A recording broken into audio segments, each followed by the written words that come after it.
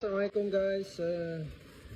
Okey, hari ni saya nak berkongsi ilmu sikit bagaimana nak buat rencah rempah nasi ayam. Okey, saya buat untuk 1 kilo 1 kilo. Okey, jadi saya menggunakan bawang merah. Bawang merah ni lebih kurang 5 ataupun 6 biji. Bawang Holland dalam 4 biji. Okey. 2 genggam bawang putih, 2-3 ulas halia sebesar ibu jari. Okey, kenapa saya asingkan? Okey, ini adalah untuk di blend. Okey, di blend kita campurkan halia, bawang putih, 1-2 biji bawang merah dengan juga bawang Holland. Okey, yang ini untuk digoreng dalam 2 biji halia, 2 biji bawang putih dan juga dalam 5 biji dihiris bawang merah. Okey, ini untuk sukatan 1 kilo.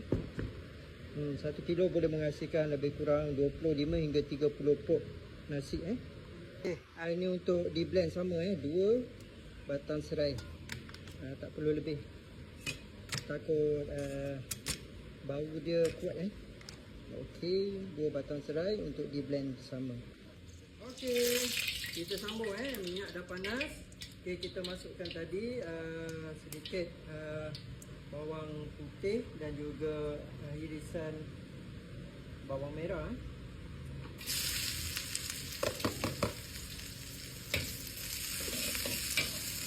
Kita goreng.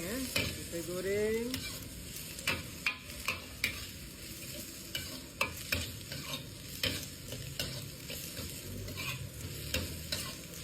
Kita goreng untuk letakkan.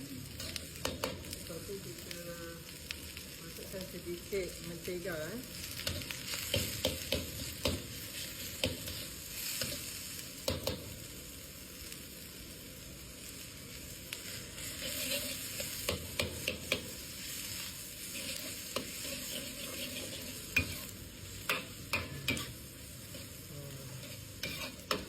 Bau dia dah naik.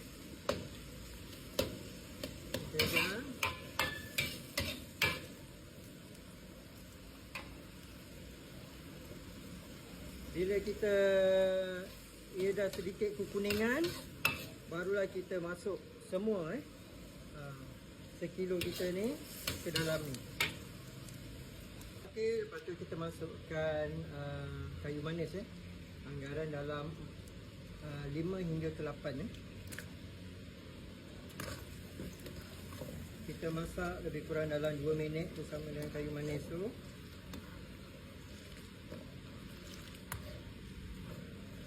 Bila mentega ini agak keperangan dalam 2-3 minit ni, barulah kita akan masukkan yang kita blend bawang Holland, bawang merah, halia, serai. Okey.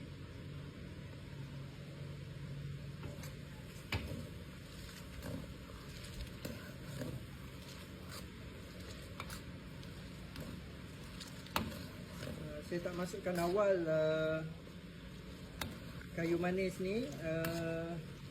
Kayu manis ni agak bau dia agak kuat juga. Okey. Kita masukkan di tengah-tengah tu untuk ia soft saja bau.